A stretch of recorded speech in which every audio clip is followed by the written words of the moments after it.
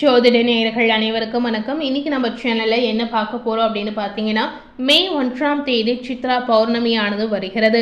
இந்த சித்ரா பௌர்ணமி நாளிலிருந்து கிரகங்களுடைய மாற்றத்தின் காரணமாக ஒவ்வொரு ராசி நேயர்களுக்கும் அவர்களுடைய வாழ்க்கையில எதிர்பார்க்காத விதத்துல நிறைய மாற்றங்கள் இந்த காலகட்டத்தில் நிச்சயமாக உருவாகும்.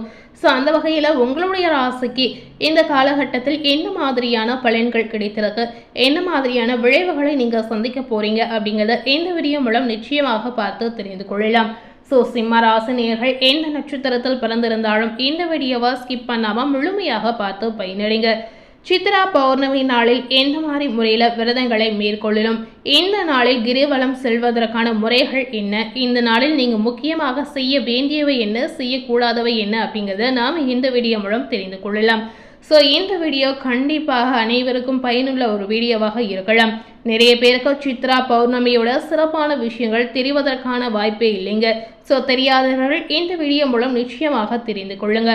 சித்ரா பௌர்ணமி அப்படின்னு சொல்லும்போது இது மாதந்தோறும் வரக்கூடிய பௌர்ணமியை காட்டிலும் சாதாரண பௌர்ணமி அப்படின்னு சொல்ல முடியாது.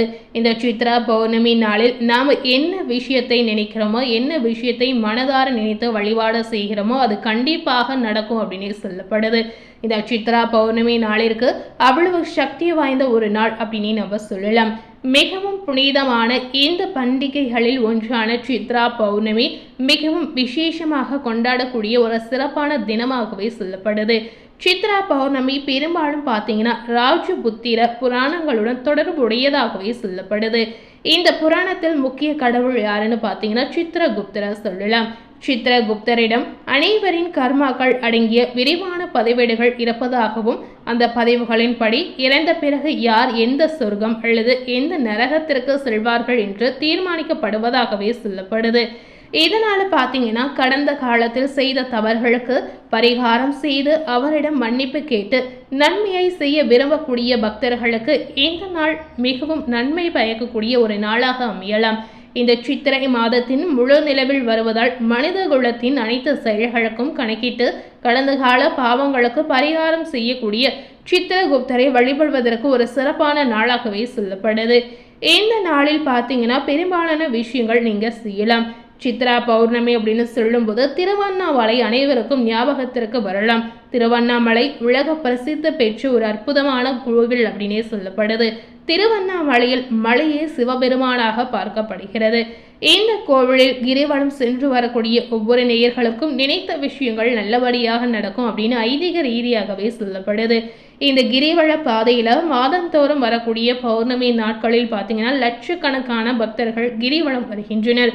இந்த மலையில இன்றும் பல சித்தர்கள் வாழ்ந்து வருவதாகவே வரலாறு ரீதியாகவே சொல்லப்படுது. இந்த சித்திரை பௌர்ணமியோட சிறப்பு என்ன அப்படின்னு பார்த்தீங்கன்னா, மலையை வளம் வரும்போது மனிதர்கள் இடம் பக்கமாக நடக்க வேண்டும். ஏன் பார்த்தீங்கன்னா மலையை ஒட்டியுள்ள வலப்பக்கத்தில் சித்தர்களும் யோகிகளும் தேவர்களும் வளம் வருவதாக சொல்லப்படுது. கிரிவலம் செல்லும் போது கண்டிப்பாக நமச்சிவாய அல்லது சிவாய நம என்ற மந்திரத்தை நீங்க உச்சரிக்கணும்.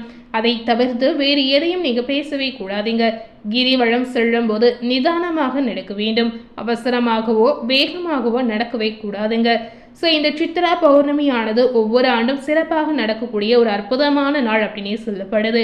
இந்த சித்ரா பௌர்ணமி நாளில் செய்ய வேண்டியவை என்ன அப்படின்னு பார்த்தீங்கன்னா, இந்த நாளில் அதிகாலை எழுந்து புனித நீராடி தூய ஆடையை அணிந்து அந்த நாளை பயபக்தியுடன் தொடங்குவது அவசியமாகவே சொல்லப்படுது. இந்த நாளில் பிரார்த்தனை செய்து ஆசீர்வாதம் பெறுவது இன்னும் உங்களுக்கு சிறப்புகளை அள்ளி கொடுக்கும் அப்படின்னே சொல்லலாம். இது உங்களுடைய வாழ்க்கைக்காக பிரார்த்தனை செய்வதற்கும் கடந்த கால செயல்களுக்கு மன்னிப்பு கேட்பதற்கும் ஒரு சிறப்பான நாள் அப்படின்னே சொல்லப்படுது. இந்த நாளில் விரதம் இருந்து சித்திரகுப்தரை வழிபட்டு வந்தீங்கன்னா கர்ம வினைகள் நீங்கும் அப்படின்னு முழு நம்பிக்கையாகவே சொல்லப்படுது. இந்த நாளில் இறைவனை வழிபாடு செய்தல், தீபம் ஏற்றுதல் மற்றும் பிரார்த்தனை செய்தல் போன்ற பாரம்பரிய சடங்குகளில் பங்கேற்க உகந்த நாளாகவும் சொல்லப்படுது.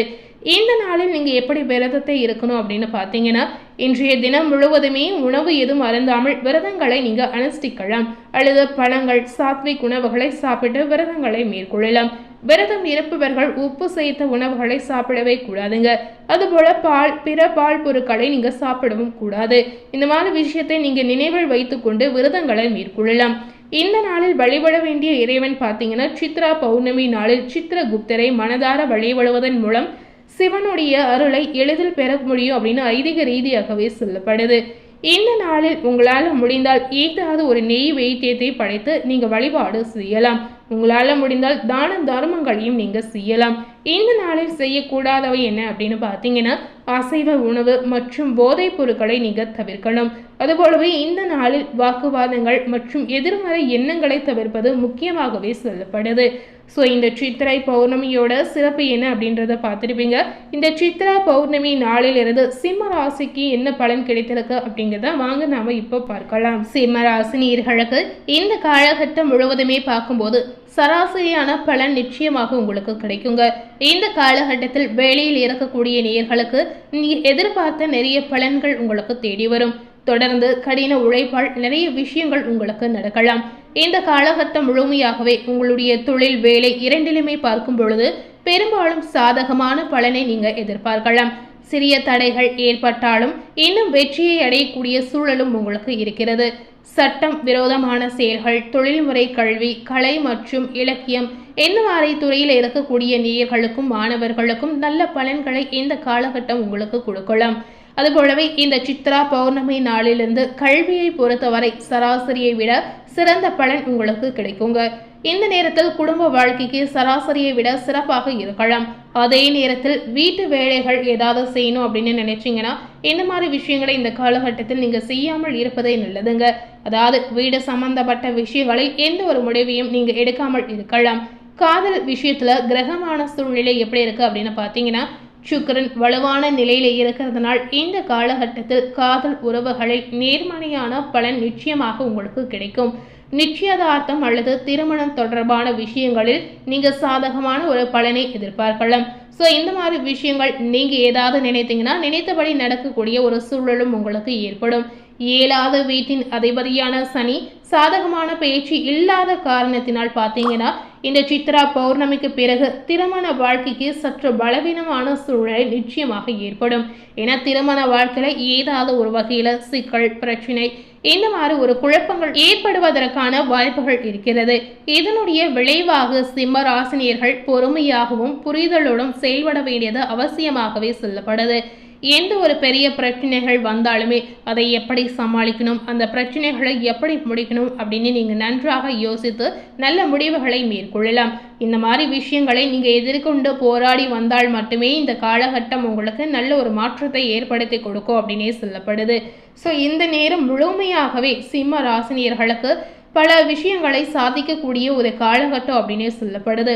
பழைய விஷயங்களை எதிர்த்து போராடக்கூடிய அற்புதமான காலகட்டமாக உங்களுக்கு அமையலாம். மற்றவர்கள் உங்களுடைய திருமண வாழ்க்கையில ஏதாவது தலையிடாமல் பார்த்து கொள்வது அவசியம் அப்படின்னு சொல்லப்படுது. 2ஆம் வீட்டில் சனியின் தொடர்ச்சியான ஏதாவது ஒரு மாற்றம் இருக்கும்போது இதனால உங்களுக்கு செல்வத்தை குவிப்பதில் சில சிரமங்கள் உருவாகக்கூடிய சூழலும் இருக்கிறது. இதனால ஒரு நல்ல வருமானம் உங்களுடைய நிதி நிலைகளுக்கு ஒரு நல்ல மாற்றத்தை ஏற்படுத்தி கொடுக்கலாம். நிதி சிக்கல்களிலிருந்து பாதுகாக்க உதவுவதற்கான சில சூழல் நிச்சயமாக இந்த காலகட்டத்தில் உங்களுக்கு ஏற்படும்.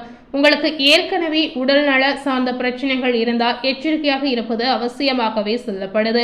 ஆரோக்கிய கிரகமான சூரிய பகவான் உங்களுக்கு உதவக்கூடிய ஒரு காலகட்டத்தை கொடுக்கலாம். இதனால நீங்க நல்ல ஆரோக்கியத்தை பார்க்கக்கூடிய சூழலும் உங்களுக்கு இருக்கிறது. ஸோ இந்த காலகட்டம் முழுமையாகவே சிம்ம ராசினியர்களுக்கு நிறைய பாசிட்டிவான மாற்றங்கள் உருவாகக்கூடிய காலகட்டமாக அமையலாம். பெண்களுக்கு எதிர்பார்த்த அனைத்து விதமான விஷயங்களும் இந்த காலகட்டத்தில் ஒவ்வொன்றாக நடக்கலாம். சில பெண்மணிகளுக்கு இந்த காலகட்டத்தில் நகை, ஆடம்பர பொருட்கள் சேர்வதற்கான வாய்ப்புகள் இருக்கிறது. அதாவது ரொம்ப நாளா நீங்க வெயிட் பண்ணி காத்திருந்தால் ஒவ்வொரு விஷயங்களும் இந்த காலகட்டத்தில் நடக்கக்கூடிய ஒரு சூழலை உங்களுக்கு ஏற்படுத்தி கொடுக்கலாம். சிம்மராசினியர்கள் இதுவரை உங்களுடைய வாழ்க்கையில நிறைய விதமான கவலைகள், நிறைய விதமான கஷ்டங்களை நீங்க அனுபவித்து வந்திருக்கலாம். ஆனால் இந்த சித்ரா பௌர்ணமிக்கு பிறகு உங்கள் வாழ்க்கையில் நல்ல மாற்றம் உருவாகக்கூடிய ஒரு யோகமும் ஒரு அற்புதமும் நடக்க போகுது அப்படின்னே சொல்லப்படுது. ஸோ எதிர்பார்த்த விஷயங்கள் ஒவ்வொன்றாக உங்களுக்கு நடக்கலாம். ஸோ இன்னைக்கு நம்ம சேனலில் சிம்மம் ராசினியர்களுக்கு சித்ரா பௌர்ணமி நாளிலிருந்து என்ன மாதிரியான மாற்றங்கள் நடந்திருக்கு, அதுபோலவே இந்த சித்ரா பௌர்ணமி நாளில் எந்த மாதிரி முறைகளில் விரதங்களை இருக்கணும் அப்படிங்கிறத இந்த வீடியோ மூலம் நிச்சயமாக நீங்கள் தெரிந்திருப்பீங்க. மேலும் இது போல ஒரு புதிய தகவலை தெரிந்து கொள்ளணும் அப்படின்னு நினைத்தீங்கன்னா மறக்காமல் நம்ம சேனலை சப்ஸ்கிரைப் பண்ணி பக்கத்தில் இருக்கக்கூடிய பெல் பட்டனையும் மறக்காமல் ப்ரெஸ் பண்ணிடுங்க. நீங்கள் சப்ஸ்கிரைப் பண்ணால் மட்டுமே நம்ம சேனலில் போடக்கூடிய எல்லா நியூ அப்டேட்டான வீடியோஸும் நீங்கள் உடனுக்குடன் பார்த்து தெரிந்து கொள்ளலாம். ஸோ மறக்காமல் சப்ஸ்கிரைப் பண்ணி பெல் பட்டனை ப்ரெஸ் பண்ணிடுங்க. தேங்க்யூ.